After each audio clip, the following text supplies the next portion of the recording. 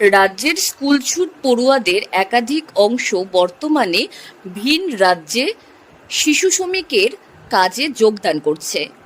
পেটের দায়ে প্রলোভনে ফেলিয়ে শিশুদের পরিবারকে ভুল বুঝিয়ে তাদের ভিন রাজ্যে নিয়ে যাওয়া হয়।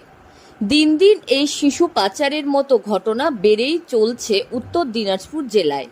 তবে এবার জেলার বিভিন্ন জায়গায় শিশু পাচার রুখতে অভিযান চালানো হচ্ছে।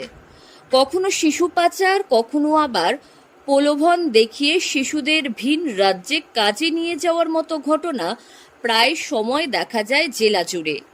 রাজ্যে ক্রমবর্ধমান বেড়েই চলছে এই শিশু পাচারের মতো ঘটনা।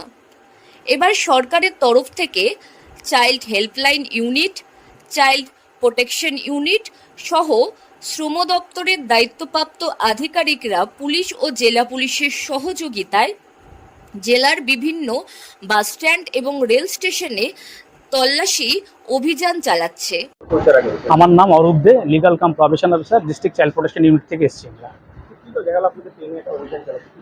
এখানে আমাদের সঙ্গে অভিযান চালানোর উদ্দেশ্য হচ্ছে শিশু যেসব বাইরে চলে যাচ্ছে, আমাদের জেলার শিশু যারা বাইরে চলে যাচ্ছে তাদেরকে রেস্কিউ করা।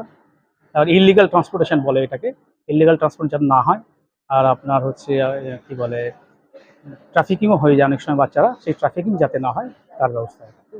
অভিযোগ, বিভিন্ন সময়ে পশ্চিমবঙ্গ থেকে রেল ও সড়ক পথে বেআইনিভাবে নাবালকদের ভিন রাজ্যে নিয়ে যাওয়া হয় কাজের জন্য। বিশেষ করে আর্থিকভাবে পিছিয়ে পড়া পরিবারদের ভুল বুঝিয়ে শ্রমিকের কাজ করানোর জন্য ভিন রাজ্যে নিয়ে যাওয়ার মতো ঘটনা ঘটে। এই ধরনের ঘটনা রুখতে মূলত এই অভিযান।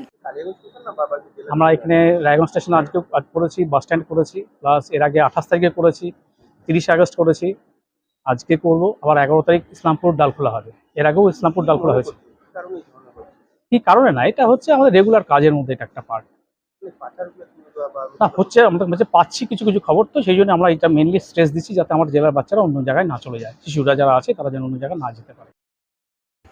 জেলার চাইল্ড প্রোটেকশন ইউনিটের লিগ্যাল অফিসার অরূপ দে জানান, পাচার আটকাতে রেলপথ ও সড়ক পথ ছাড়াও স্কুলগুলিতেও বাচ্চাদের সচেতন করা হবে। স্কুলগুলো থেকেও বহু ছাত্রছাত্রীরা পড়াশুনো ছেড়ে তারা ভিন রাজ্যে কাজে যোগদান করছে। তাই এবার থেকে নিয়মিত ক্লাসে ছাত্রছাত্রীদের উপস্থিতির উপর নজরদারি চালানো হবে। প্রশাসন সূত্রের খবর, স্কুলের ছাত্রছাত্রীদের নিয়ে এবার বিশেষ দল তৈরিরও নির্দেশ দেওয়া হয়েছে, যেখানে শিশুদের বাল্যবিবাহ ও পাচার সংক্রান্ত বিষয় সচেতন করা হবে। স্কুলছুট ও পাচার হয়ে যাওয়া পড়ুয়াদের কাউন্সেলিং করে স্কুলে ফিরিয়ে আনার চেষ্টাও করা হবে বলে নির্দেশ দেওয়া হয়েছে। উত্তর দিনাজপুর থেকে পিয়া গুপ্তার রিপোর্ট, লোকাল 18 বাংলা।